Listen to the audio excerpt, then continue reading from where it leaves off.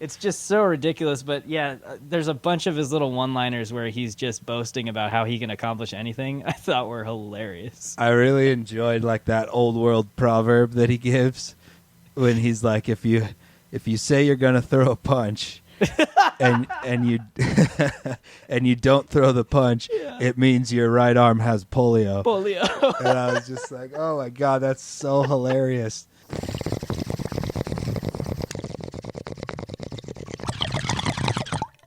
Hail Toddo. What's going on? We got a podcast, The Buff and the Blazer. If I was a listener, where would I go to find more? You can check us out on our website, thebuffandtheblazer.com. Drew over there writes a article that goes along with every single episode. You can find all kinds of little extras on the articles, and you can listen to the podcast right there. Also, you can subscribe wherever you get your podcasts. And, of course, we're on Twitter at Buff and Blazer. Follow us there. Get those clicks, people. The Buff and the Blazer.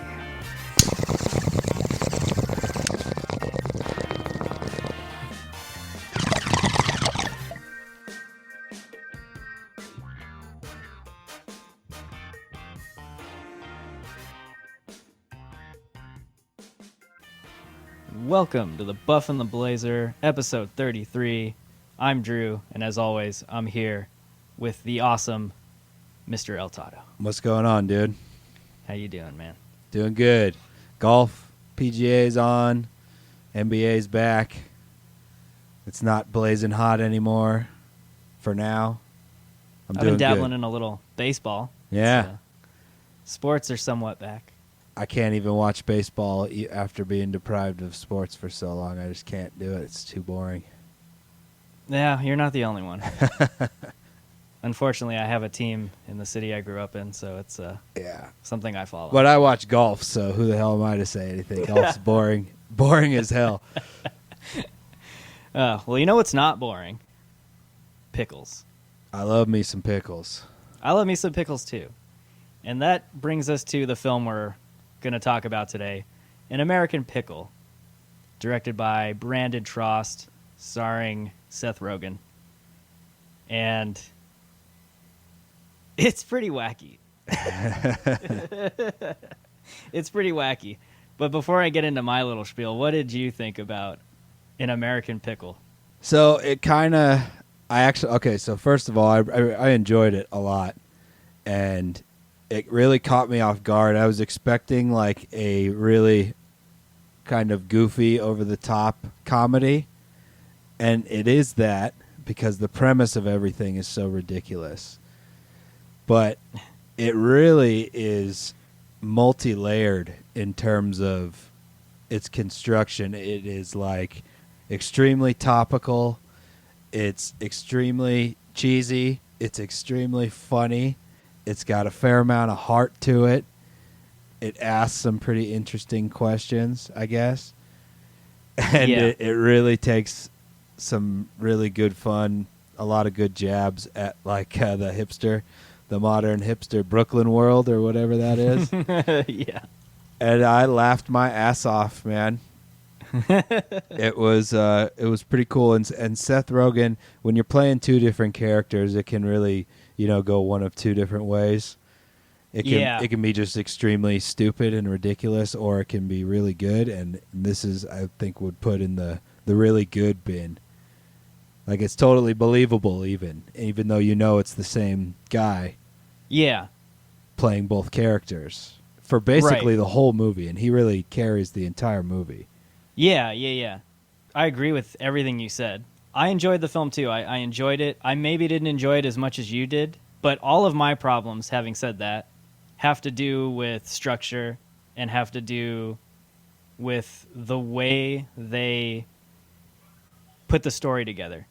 Not so much the premise of the story, but the way they wove all of the little plot elements together, and particularly at the end. Having said all that, though, I think out of all the films that we've reviewed up to this point, this is going to sound ridiculous because this is a podcast that we reviewed 1917 on. I think this is my favorite film as of yet in terms of cinematography. Wow. And what I mean by that is almost literally every shot in this film you could take a still image of and stick in a magazine. It looks like something Anne Leibovitz does out of Vanity Fair. Like, every frame in this film looks gorgeous. And we were talking a little bit about it before we got into recording, and it makes a lot of sense because Brandon Trost, the director, has a background in cinematography. He's a director of photography. So, like, as I was sitting down watching it, I'm like, you can tell they went out of their way to make this film look really beautiful. And it shows. And that makes a lot of sense with his background.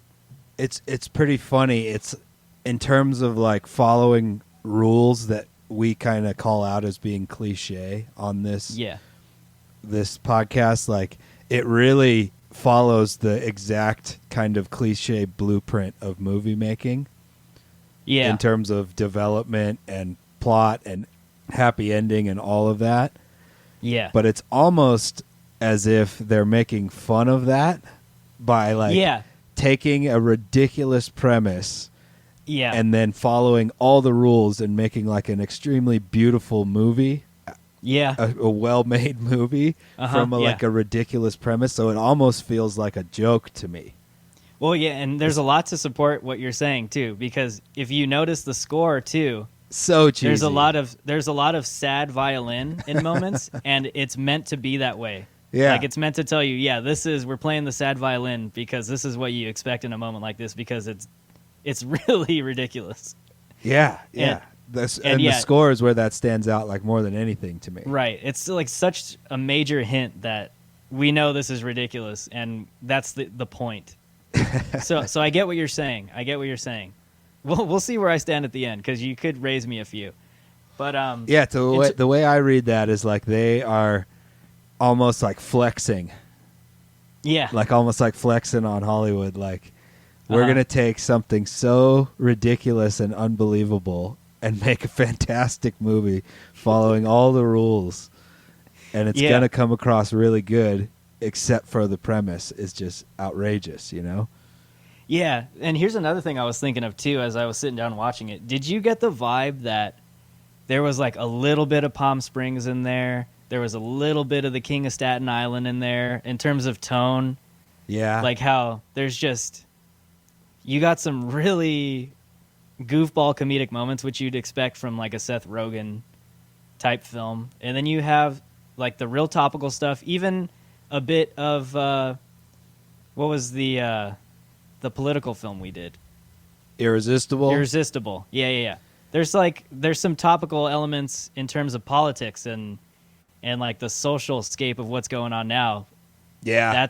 That's real. Like, you get elements of Irresistible in there, and just little bits and pieces that I think came together. And overall, I'd say that I had a really enjoyable experience. There were a lot of times where I was laughing out loud at the jokes. The humor worked. Yeah. And like I said, a lot of my criticisms, which really didn't come till the end, have nothing to do with the content of the story, more so just how they decided to cut it up. But we'll get into that in a bit. Okay. But overall, I think this is my most favorite shot film that we've reviewed so far. So where do you come at for that? Because like it's not like there's a bunch of insane camera work. No. But is it because of like the mixture of the landscape and the split screen almost with him on both screen, or him on as two characters? For me, it's all about framing, it's all about color, and it's all about the way things, the angles that they decide to film in terms of like New York City, right? Okay. New York City's been on thousands of films. And for whatever reason, the angles that they decided to use for showing off New York City were done so in a way where I was like, I've never really seen New York City in this way on film before. Like the angles they decided to take in terms of like showing the Brooklyn Bridge and going into the city. It was just done in a way and framed in a way that seemed original to me, something new that I hadn't seen before. And some of the parts where he's walking like downtown and in the streets, I liked how the way the camera framed everything they emphasize the height element of the buildings around them, but you also get this like old-timey vibe, which goes back to that era that he's from almost, where you see like 1910, 1920, that area of New York City. And one of my favorite shots is the time lapse of the pickle factory. Yeah, I was gonna bring that up. That's really good. In the changing beginning, of the like, skyline in the background. Yeah. And like I said, the way things are framed, the way even when Seth Rogen is in the apartment building and he's on his computer, the way he's framed in a medium shot, they overemphasize the depth of field, so he's in frame and in focus, and everything behind him's blurred out. Like they emphasize just little things like that. It makes everything look really, really nice. Okay. And like I said, you could take a snapshot of almost any frame in this film and put it in a magazine. It's just, it looks really nice. It looks like photography, literal stop motion photography, just moving in front of you. And it's really, really nice. Yeah, that's cool. Like I enjoyed the movie a lot, but in terms like it was pretty to watch, but nothing like really stood out to me. Yeah. Maybe that's because I don't have any sort of background in terms of camera work, but I did enjoy the nice contrast of, actually, now that I think about it, like some of the cemetery scenes. Yeah. How they're like kind of far away, but not that much, and you could see the bridge in the background. Yeah. I kind of get what you're saying. When you said medium, like everything is medium frame, that's kind of like a good way of looking at it. Yeah, and then also just the colors, like when the film picks up in quote unquote Europe, and everything's gray, but then there's also like a richness of color within the gray color palette, like with clothing and stuff. Everything just looks old timey, kind of. And I loved even how they did like the silent film borders on the titles. It's very much a callback to that silent film era. So it was, I don't know, it was a really nice visual experience for me. Sweet. Well, that's that's a different take than I have on it, but that's awesome. Hey, so are we going to spill beans, or are we going to hold back? This just came out last night. We'll do our best to hold back as much as we can, I think. Okay. Just to be fair to everyone who hasn't seen it. So this film is an HBO Max original, right? I guess. This is so you have to subscribe to HBO Max to see it. Having said that, I did the free trial. It's like 7 days, and they have really good content on that. Yeah, on that HBO's platform. the shit, man. And no, we're not sponsored. But if That'd you're be willing to sweet. sponsor us, just give us a call. But it's probably a subscription service I'll hang with. There's a bunch of cool DC stuff on there if you're a comic book fan. Some really good TV shows, and this film I think is a nice little original to have on there. So is this like an original where like they produced it, or it's like the case of Greyhound where they made the movie and then Apple bought it?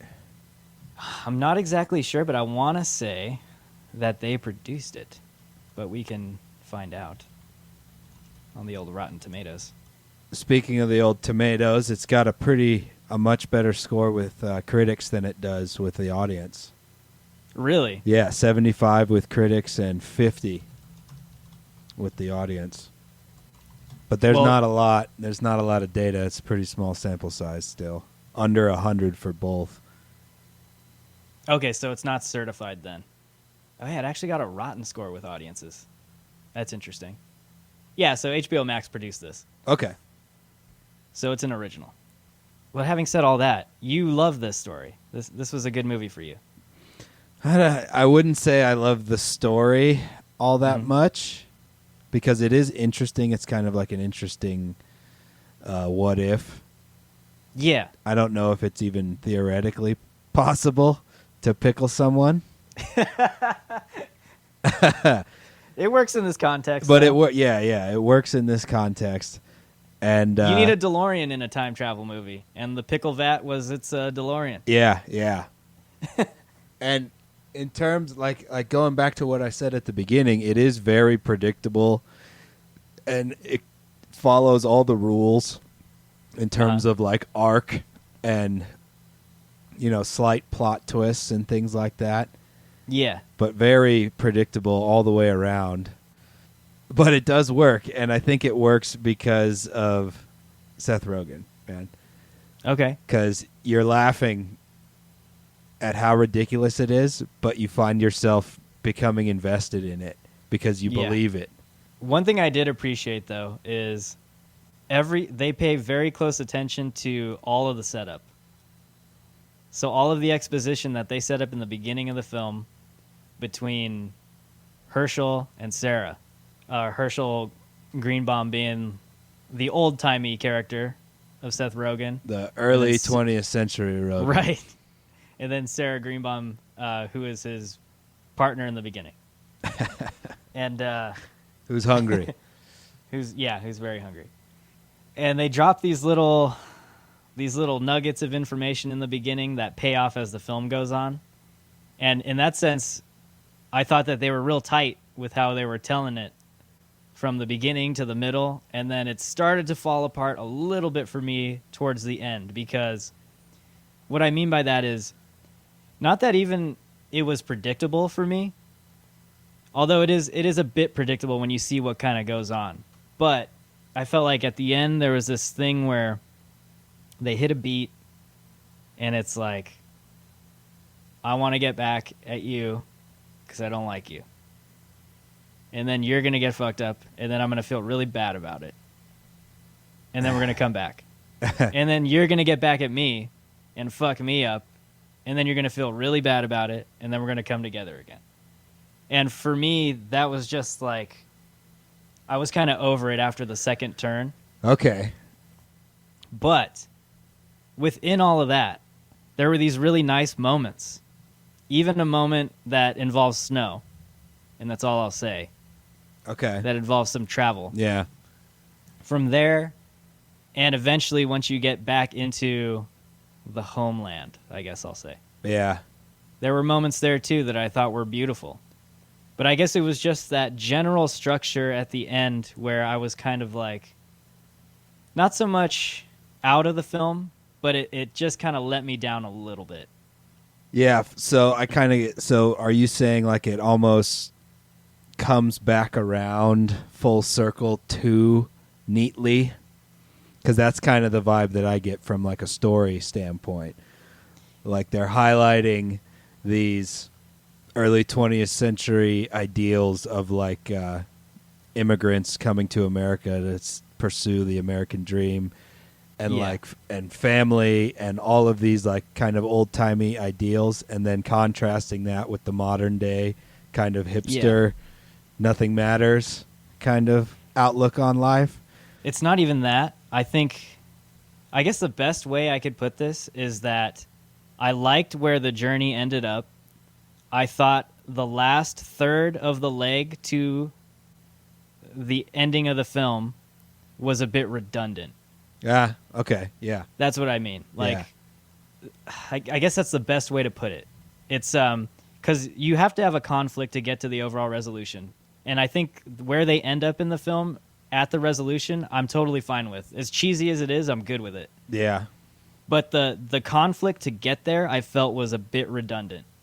Okay. Because it was the same exact structure to get there, just told from the perspective of Herschel and then the perspective of Ben. But the same structure to get there, like mirrored. Yeah, and it's like extremely cliche in terms of like jealousy and redemption and guilt and all of these like very cliche emotional ups and downs. Yeah, like they copied the entire beat. Thing. Yeah. They're like, Herschel has a beat here, and we're going to copy that and paste that beat onto Ben.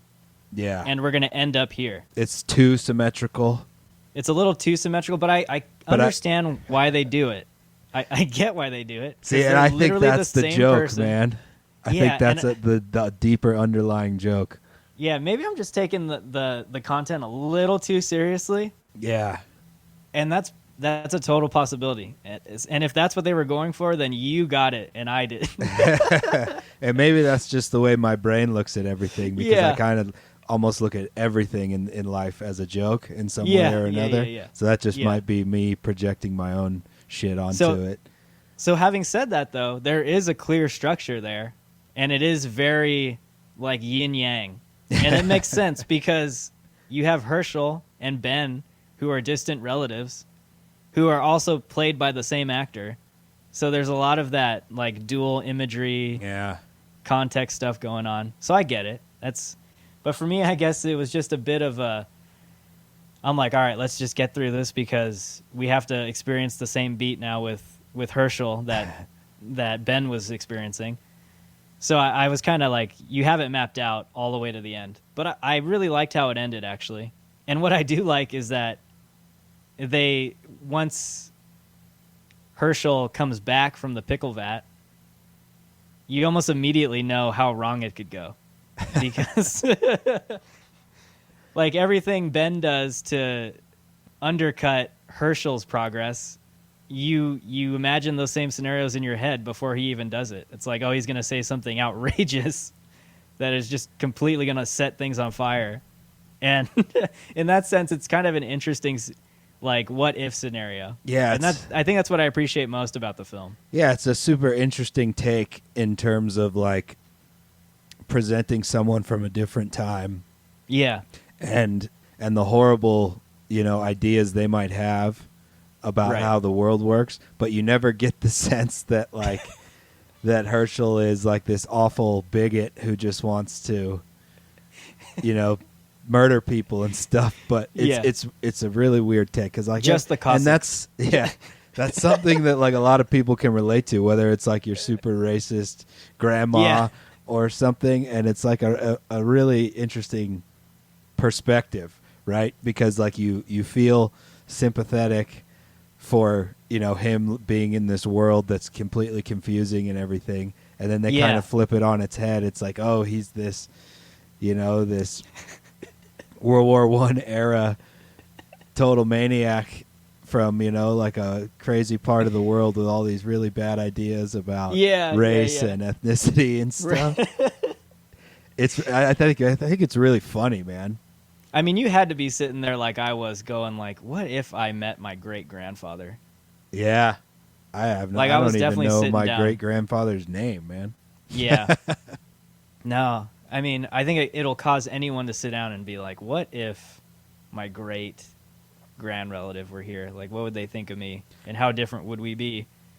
And I think that's what's so interesting about this film.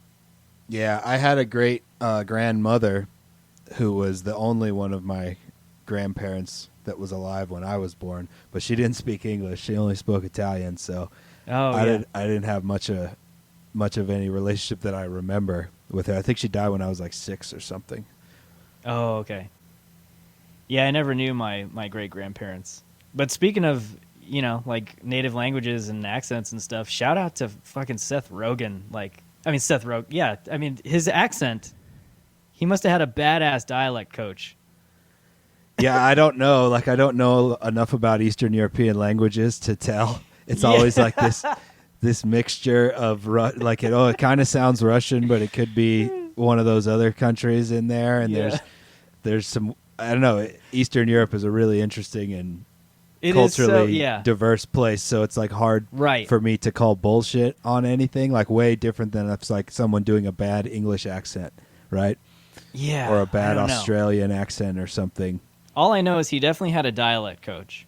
It's very consistent. I'll say that it's extremely and the dialect consistent coach throughout taught him the whole something. movie, and it's hilarious too. Whatever it was, it sounded and looked like it looked authentic to me and sounded authentic. But whatever it was, I mean, it didn't sound like Seth Rogen. Well, yeah. What was the favorite thing that he said in the movie? Because I loved when he said boop boop bops. Boop bops. Yeah. That was every time he said it, I was laughing my ass off. I can't pick out like any specific lines. There were so many good ones. He had so many good one-liners. Yeah. But anytime he would just go on about like, I'm gonna take down this person and I'm gonna do anything and I can accomplish anything. Like, anytime he was just getting real overconfident about something, and then he totally does it, goes out and opens up a fucking pickle stand and it's like trending on Twitter and stuff. Like, it's just so ridiculous. But yeah, there's a bunch of his little one-liners where he's just boasting about how he can accomplish anything. I thought were hilarious. I really enjoyed like that old world proverb that he gives when he's like, if if you say you're going to throw a punch and you and you don't throw the punch, it means your right arm has polio. And I was just like, oh my God, that's so hilarious. Or doesn't it go like, didn't he say something like, you have polio arm? Yeah, or something along those lines, you know? It is just so goddamn funny. And there's like all of their interaction, I say there, but it's the same dude, is totally believable and totally hilarious. Yeah. And that makes me wonder about the difficulties of filming that, because there's almost like, as weird as it is to say, is like there's like an emotional connection between them. Yeah. Even though they probably shot those scenes, months apart? Oh, yeah. Are you saying that Seth Rogen has really good chemistry with himself? Yes. Yeah. Yeah. No. I think you're right. And that's not as ridiculous as that sounds. I think that's so true. Because you forget that when you're watching the film, you almost forget for a second that Seth Rogen is only one person. Yeah, totally. It's And you buy into the fact that there's two of him there, but they're completely different characters that are interacting very naturally. There was only one scene, and it's the scene when they're in the woods walking around, where I was like, oh, that looks a little CG'd. Oh, okay. You know, that's the only time. All the rest of it, it's like, you know, you can't have both. Even though there was a few scenes where both of their faces were on screen at the same time in the apartment. Yeah. So it's super impressive just from a filmmaking standpoint. Yeah. Because you somehow get this you know, believable connection of two people on screen, and it's the same dude. Yeah. And like, as far as I know about the whole process of doing that, it's a little bit more tedious, because you're going to have Seth Rogen on frame with a stand-in, and they're going to read the lines, and then they got to reshoot it with him from the other perspective with the same lines, giving the alternate dialogue. So it's almost like you shoot two films. Yeah. Which is kind of, I guess, the simplest way of putting it. And you just have a stand-in the entire time. Yeah. Yeah, because the beard's real, and they had to shoot all of that, you know, prior to everything else in the movie, and that's just really damn impressive. Yeah. But I'd say, for me, I didn't even really notice what you were picking up on in the woods, that whole sequence. And it was like literally one shot. Yeah, and I was just but I'm sure they're in there. For me, it was so natural the way that he was able to pull off both those characters and really make you feel like you were watching two separate people on screen. It's hard to do, I think, and he pulled it off really well. It was really well executed. Yeah, kudos. It's a fantastic job on his part, and he's a total badass. But like in terms of other characters, there's not a lot of other action in the movie. I mean, there's a couple really small, like what's her name? Molly Evenson plays Clara, the intern. Yeah, and it's just like really minimal in terms of the other characters in the movie, which kind of goes back to how good Seth Rogen is. Yeah, he carries the whole thing all the way through. I will say though that the few supporting actors that are in the film, they're very colorful characters. Yeah, and they're hilarious. And they add to the comic element going on. So yeah, it's very much sort of an indie type film, how centered the character focus is.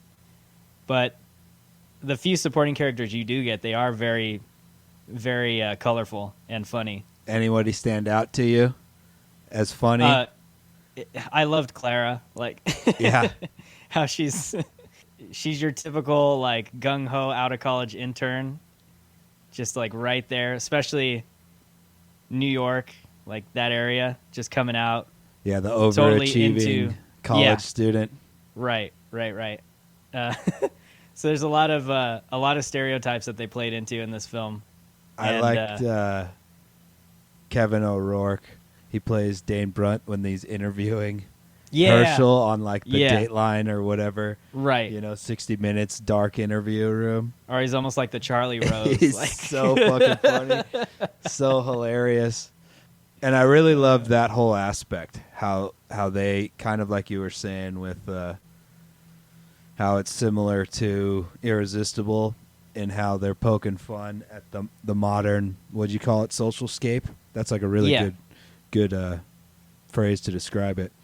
It's probably incorrect, but whatever. it sounds cool. Yeah. And it's just so funny. Like when the debate that they're having, when he has the debate with like the gender studies professor or something along those lines. It's like how many of those fucking debates are going on right now, or not, maybe not right now since the old corona, but have been in the world for like the last, I don't know, couple of years, 4 or 5 years. Yeah. Of these like this, I don't know, it's really hard to describe without being a dick, but like how they shined a light on like this kind of like rabid mentality in a lot of the populace to like go back to these really old world, old timey types of ways of thinking. Yeah. And then contrast that with like the hyper overreactive other side of it. Yeah. It was funny and also a bit depressing because it's not that far off. You know, it's not that far off from the truth. Yeah. And the other thing they did a really good job of capturing is just how cliquey everyone is. Like, you say something and immediately you're going to have like this base of just crazy followers that'll jump onto your cause. And that's just, it's very topical in that sense. And some of his responses during that debate scene are outrageously funny. They're hilarious. They're hilarious. Oh, man. Yeah, if there was an episode where we could put in some like audio and not get sued for it, this would be the one. Like some of these, this film has some really great one-liners out of Herschel. I wonder how funny the script is to read. I don't know. Well, the whole film is based off of a short story. I know that, called Sellout. Okay. It's written by Simon Rich. So the writer of the short story and the screenplay are the same person. Okay. So, yeah, I wonder how much of this main story are in his short version of it. Yeah, I wonder how much of like the modern world and the jokes about the modern world are in it. But yeah, I'm so happy that you brought up that whole analogy with the polio arm. That was like, I was laughing pretty hard at that one. I mean, polio's still around. It's like super shitty. It is. Our reason for not eradicating it is outrageous. Well, yeah. But it's mostly. But yeah, it's all from that era. That whole like turn of the century, early 20th century. Yeah, that was like the snowball, right? That was when the snowball got pushed down the hill, and now we're reaching the bottom of the hill, and the snowball's ginormous. Yeah. And about to explode on a rock. Yeah. That's our fate. And this movie kind of sheds the light on that, right? It shows the rapid acceleration. Because if you think about when Herschel was alive, stuff hadn't changed that rapidly. No. In the preceding centuries. You know, the biggest thing to change prior to the Industrial Revolution was what? Gunpowder? Yeah. You know, and that would have been, like, if you think of warfare was like still fairly similar to how it was in the previous centuries when he was alive. And then think about where warfare is from when he was alive till now. It's like the pace of acceleration has gone so rapidly in the last century. Oh, man. And it's an interesting look at that, I think. Well, I mean, if you look at the last 100 years, like, we went from barely being able to fly in like an airplane to landing someone on the moon. That's a bit of a tangent there, but in terms of acting and characters and whatnot, Rogen just hats off, you know. Great job on this movie. Yeah, it's hard not to to talk about the story without talking about Seth Rogen, just because he makes this film. It's implied in the premise. It's I almost feel like this film was written for him. Yeah, well, I thought he wrote it. I didn't even know it was based on a short story or anything. It felt like he wrote the whole thing to me when I was watching it, but obviously he didn't. One thing I like about Rogen is he does a really good job of playing like the earnest character. Like it's almost like he's playing himself in a lot of these roles, which I don't know. A lot of the interviews I've seen of him, it doesn't seem too outlandish to think that. Yeah, but he has a very earnest quality about him. This one is almost a bit different funny than a lot of his movies, right? It's got a lot more emotional attachment, I guess. Yeah. But it's still super duper funny, but it's not like a slapstick at all. No. Okay, so we talked a little bit about the plot. We talked a little bit about the characters, but let's go back to plot real quick. Okay. So I think you might have mentioned a little bit about where the film ends up, but were you okay with where it ended up in terms of how they wrapped everything up? My normal response would be like, it's super predictable and super cheesy. Yeah. And I hate it. But but I do think it's part of the overall joke of the movie, so it didn't bother me much. I'm starting to come around to what you're saying because, like I said, there are hints that tell you that's exactly what's going on. Yeah, that's just the vibe that I get from it. It didn't bother me at all, but it's extreme. Like you know where it ends up the second the conflict in the story starts. You'll know exactly how it's going to end, and that's again, I think that's part of the joke. Like we're going to take the exact blueprint of how to make a movie with a ridiculous premise and show you that it's still good and still funny, even though the premise is, maybe like laughed out of pitch rooms. Yeah. Right? Right, That's the sense that I get from it. And then one other thing I want to ask you too, being well aware that this is a film about someone who gets thrust into the future by being preserved in a pickle vat. In terms of how they portray taking someone from the early 20th century and bringing them into the 21st century to today, and the little scenarios they draw up in their plot, did that come across as realistic to you in terms of like Herschel's viewpoint and where it stands in society today and how it affects the people around him? Like, was that believable in terms of how people reacted to Herschel? Yeah. Yeah, to be honest, I think it was spot on. Yeah. And like I said, it goes back to like he's a bit of a endearing character, and it's something that a lot of people that can relate to. Whether it's like I said before, like your old racist grandma or something. And it's a really tough topic to attack, right? Because on one end you're expected to be completely outraged and disgusted by it, and then on the other hand, you're like, oh well, he just doesn't know any better, right? And how much do you want to hold against him that he's a victim of the time that he lived in? Well, that's the thing. Like, I can't hold that against him. Exactly. Yeah. It's interesting.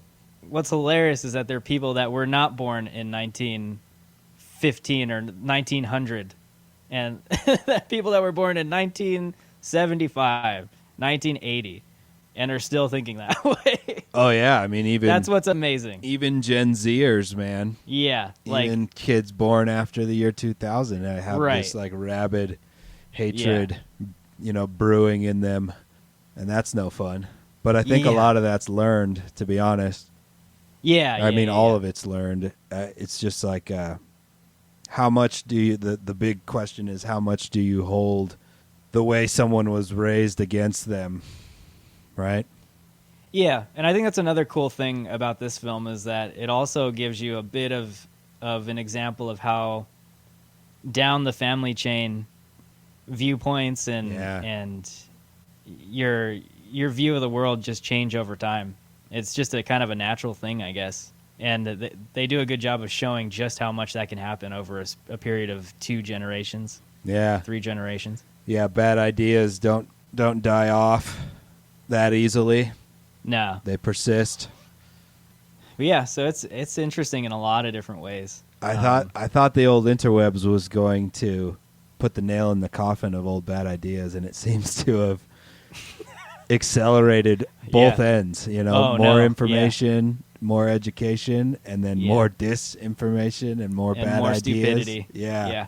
It's the internet is on the verge of breaking humanity. Yeah, more polio arm analogies all over the internet are just being spread. Got to stay away. Well, let's talk about something that you really, really liked a lot in the movie, the cinematography.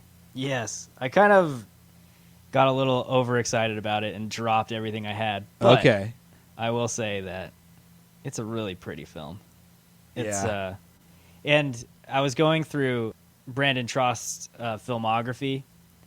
He's directed quite a few things, from documentaries to TV shows, pilot episodes, and maybe not so much his stamp on the look of the film, but more so the cinematographer, John Gulasarian, I believe is his name. I've seen a bunch of this man's films, and they're not all they're not all A-list films. They're not all Academy Award winners, but they do have a look to them. And I'm talking specifically about like Love, Simon, Before We Go, which is a film I think Chris Evans directed too. That was shot really beautifully. And there's another film, About Time, with Rachel McAdams and Domhnall Gleeson.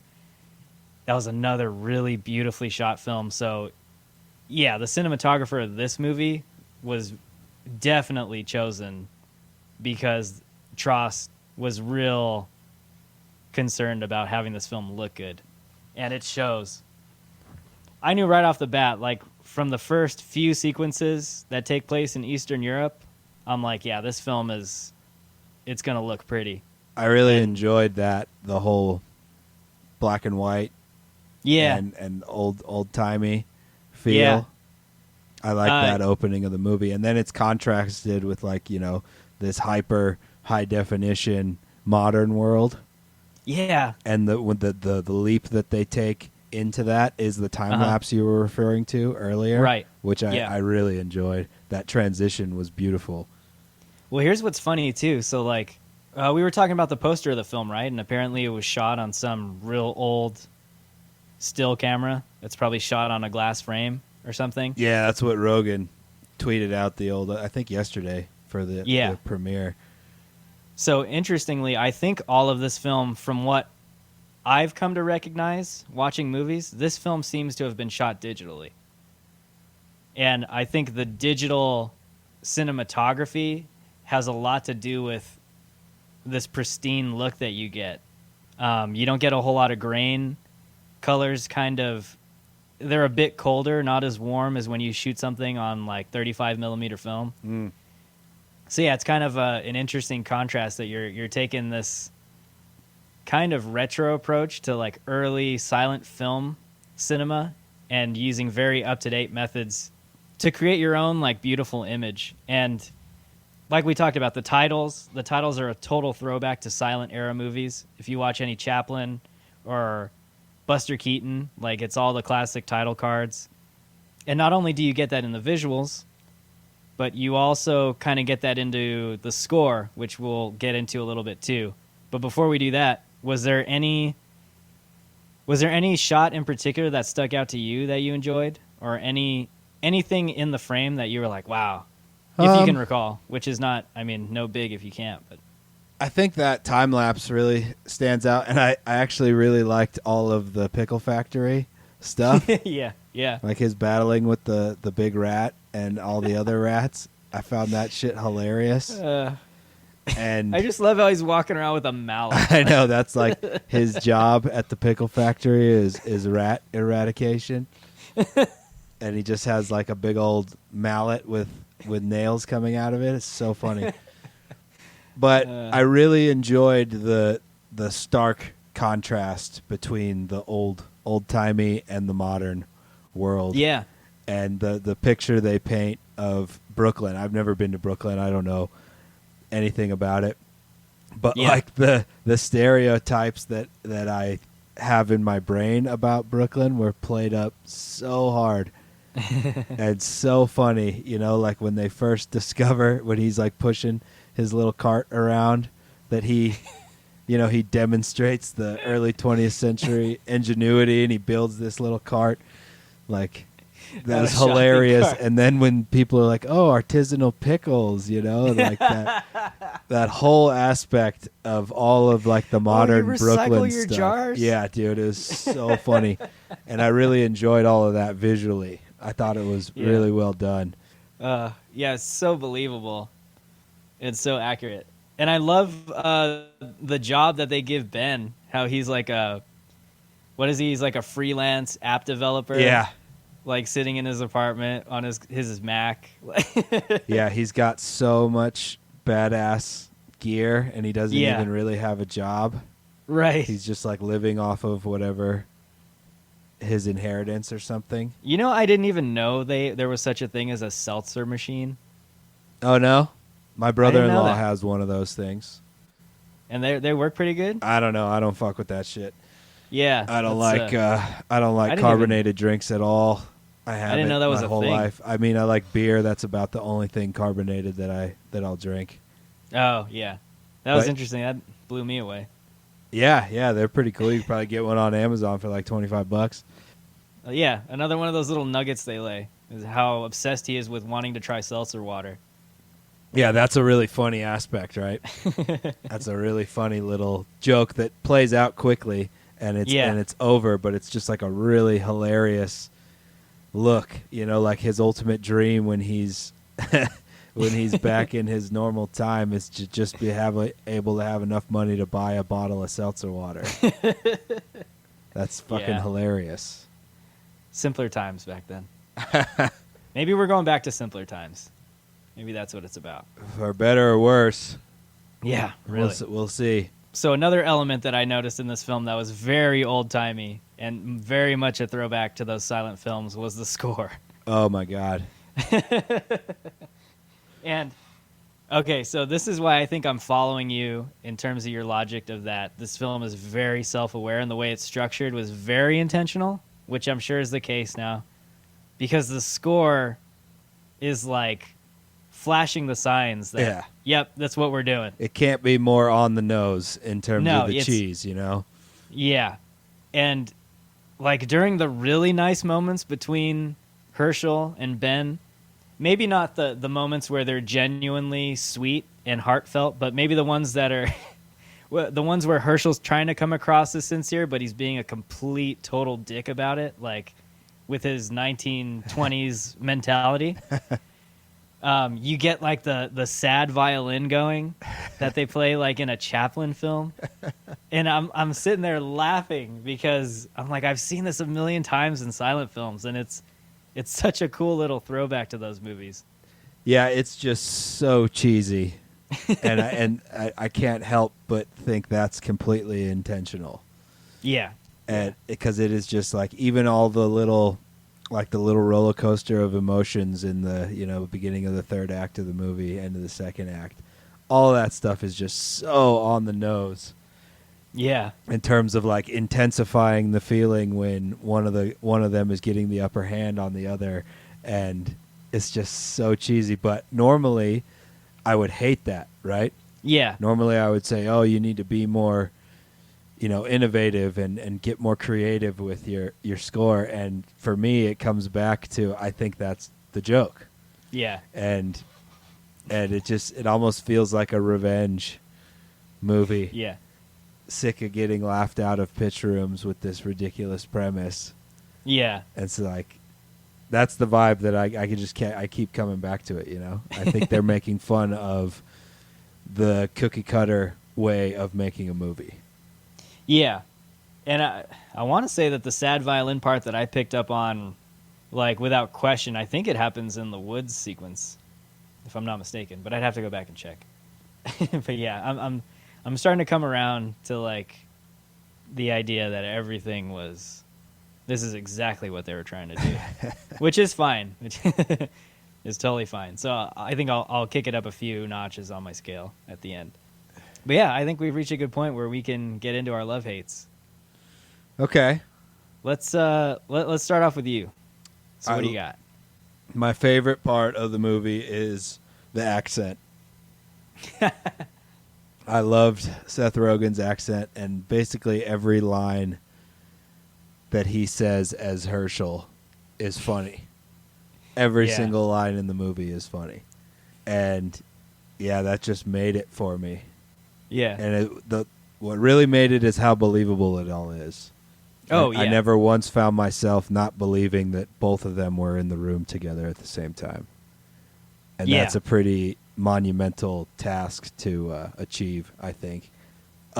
Hates, I don't know if I hated anything. Like, normally I would say I hated the score, but again, I think that's part of the joke. Yeah.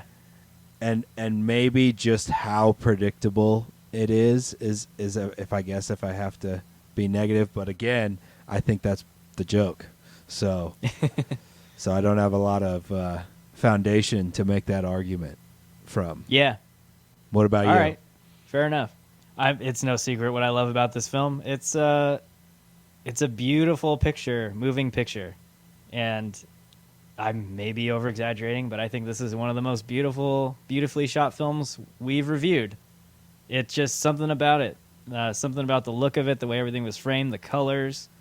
Everything that is shot on frame looks gorgeous. And it kept my eyes glued to the screen at all times.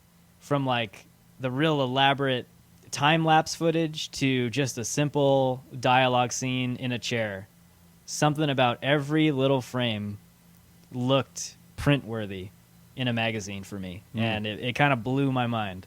That was the least I was expecting from this film. Like the furthest thing away from my mind was going to be like, this film is going to look incredible. So that was a nice surprise.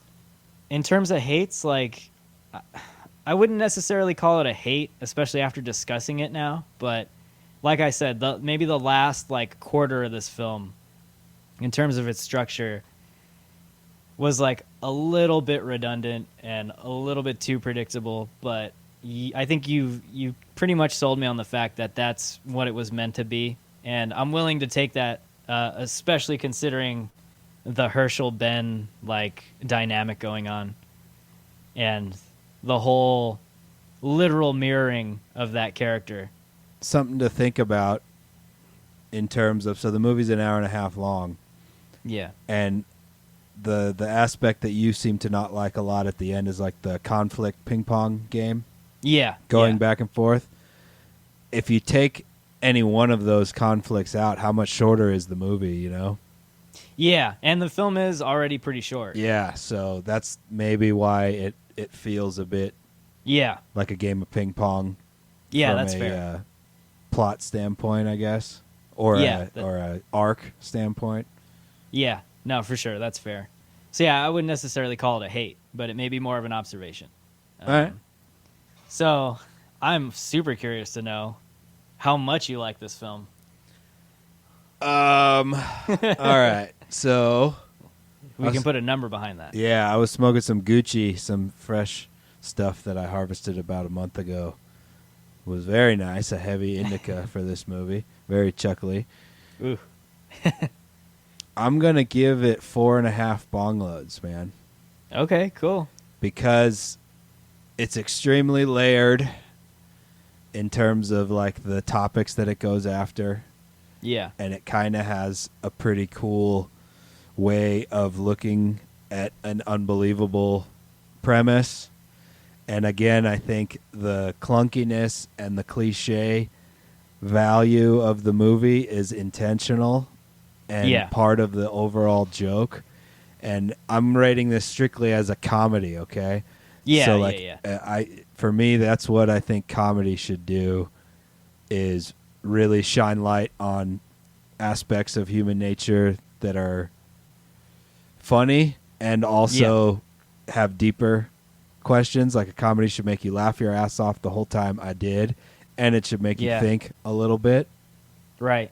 And I think this movie did that too. So I'm giving it, and on all the technical aspects, it's really, like you said, it's really pretty, and normally I would give a movie like this probably like a not that great of a rating just because of how predictable and how by the book it is. But again, I think that's the joke.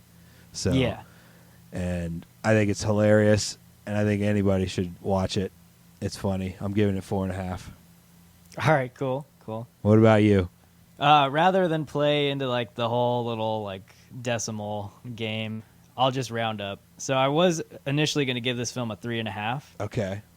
and you pretty much talked me up. I was just like, okay, I'll give it a 3.8, but I'll just round it up and I'll give it a solid 4, because as a comedy, like you said, I was laughing out loud at a lot of parts of this film. And mostly it's just anything that came out of Herschel's mouth. Yeah, literally every line, man. Yeah. Like he just diarrheas like comedy, and it's awesome and really entertaining. And so if you combine that with, like you said, it does ask some interesting questions. It asks questions about religion, it asks questions about family, about politics, about society. You get all of that in a film about someone who was preserved in a pickle vat. Like it's bizarre. It's really weird, and I mean, kudos to them for being able to add depth to a story like that. And on top of all that, this is, I mean, it's based on a short story, but in terms of a film, it's very original. Yeah. And so anytime you can craft a story that's original and also have it be topical with some depth, that's just executed extremely well in terms of the artistry behind everything, it's a win. So I'll give the film a 4. Like, I feel really comfortable with that, and it's definitely a film I'd recommend someone go out and check out, especially if you have HBO Max. Like, give this film a shot. It's an hour and a half. It's I've been really digging these shorter, like, hour and a half films that we've been reviewing. Yeah, we're on a good really little nice stretch for the last few weeks. Yeah, and I feel like they utilize every minute of their time well. And they don't So, fuck yeah, your whole day up, No. Oh, God. Just wait till we get to Tenet, whenever they plan on releasing that. That'll be fun. That's a nice, like, 3-hour film. 4 hours, it'll whatever. be dope, though. It's going to be it dope. will be.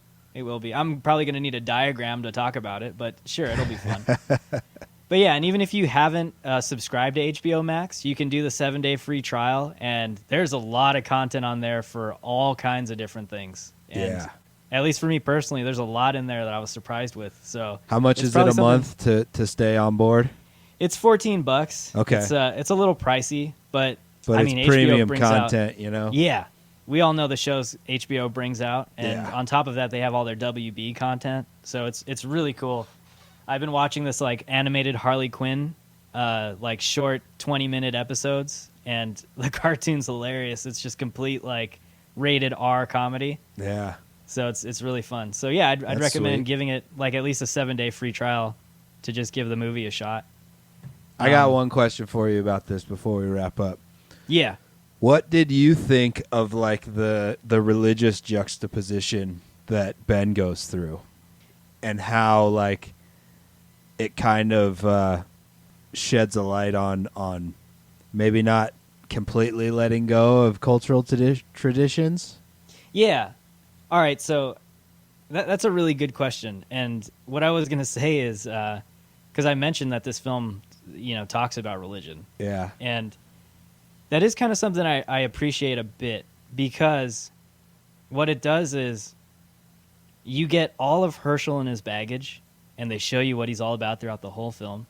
And then they give you all of Ben and all of Ben's baggage and his beliefs. And as cheesy as it may be, they meet up somewhere at some point in the film and reach almost like an understanding towards the end. And I like the fact that it seems at least that this is part of Herschel's character, the Jewish part of his worldview, I guess. And what I liked is that because it's such an important part of his character, and the fact that Ben plays a family member, that he doesn't just completely shit on that. And at the end, he's kind of just like, like, you want to pray? I know this is probably something you'd want to do. And, like, I'm cool with it. It's fine. And it's not just something, because I think he comes across as, like, pretty much an atheist, right? Yeah. Yeah. And so I kind of appreciated that. And another comment I kind of made, too, is that it seems that this film is very much Jewish, Yeah. even with some of the humor. Like when you look at some of Mel Brooks's films and Gene Wilder and all that, that tradition, that's very much infused into this film. And I don't know, I just thought it was interesting, especially in a time when, like, you know, more and more people, I think, are becoming less religious. Yeah. I thought it was an interesting little tidbit of the film. More so because it was an element of Herschel's character, and they didn't just completely, like, poo-poo it at the end. They actually addressed it, which was kind of interesting. But what was your take on that? I thought it was a really interesting. It made me think quite a bit after the movie, and I thought it was a really interesting look at, because they kind of, you know, show both sides of the coin of the good and bad of these old world type of ways of thinking. But what I found interesting was, like, Judaism is probably the perfect religion to maybe attempt to tackle this type of topic with, because it's the one where the lines between strict religion and then also like ethnic identity or something the lines are a lot more blurred. Right. And it's not a proselytizing religion, so they don't recruit, essentially. So it's not like a religion. In fact, it's almost the opposite. Exactly. Yeah. So it's like stay out. Yeah, and it has a different vibe in terms of, like, say, the other Abrahamic religions that have been thrust upon people of all different types of ethnicities and backgrounds. That's a really good point. It has a really different vibe in terms of, like, it's not as black and white to me of the need to let go of old traditions, and how I feel with, like, almost all other religious traditions. Like, shit just needs to go away. And then Judaism is like this totally opposite side of the coin, because it's also not strictly a religious, because I know tons of Jewish dudes who are, like, not religious people at all, but they are culturally completely Jewish, you know? So it's a very it's a really big gray area. And I thought it was a cool take on it, because it's not like he becomes this devout Orthodox Jew at the end of the movie, but he's acknowledging the kind of tradition of grieving in his culture, which I thought was super interesting. Yeah, and the other thing I appreciated too, which you kind of touched on a little bit, is that like you said, it's not so much a black and white deal going on in terms of, like, because it doesn't matter, like, with religion, with politics, with society, like, you don't just have good people and bad people. You can have, like, these really shitty organizations or whatever, like, you can talk about Christianity, you could talk about Judaism, you could talk about, I'm not even going to mention, like, there's some really awful ones out there, but I do think that there are people out there that genuinely want to try and make the world better and want to do, like, in terms of, like, them being on the ground and just wanting to be good people and help other people. Yeah.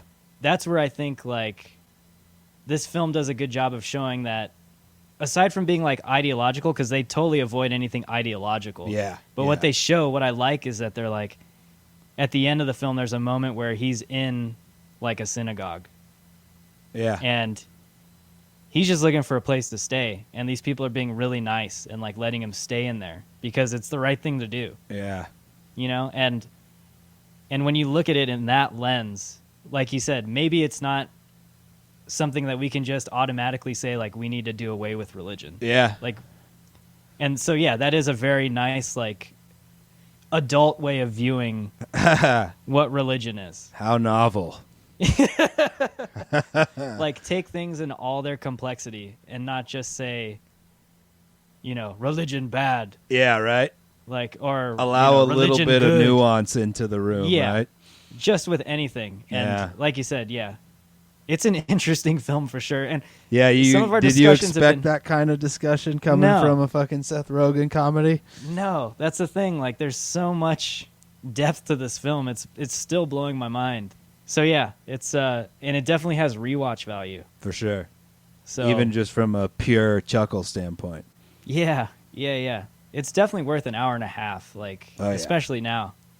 So. Yeah, and it's worth creating a password. Yeah. If that's all you have to do is create a password and give up an email address.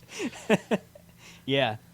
definitely worth your time. So I think it's a solid recommends from El Toddo and myself. Yeah. Great way to finish up what I think is a very interesting film. Any other thoughts you have before we head on out of here? No, man, go Yeah. watch it, people. It's totally worth it. It's a good movie. It's thought provoking and hilarious. For sure. Well, yeah, that's been episode 33 of The Buff and the Blazer, and we kind of broke down a bit as best we could without spoiling a whole lot. I think we An did all American right. Pickle. Yeah, I think we did pretty good. So yeah, it's an American Pickle. It's on HBO Max, and check it out. We both recommend it. I think it'll bring some brightness and some depth into your very mundane quarantine lives. So yeah, that's all we got for you guys. We'll catch you next week on the next episode. Peace.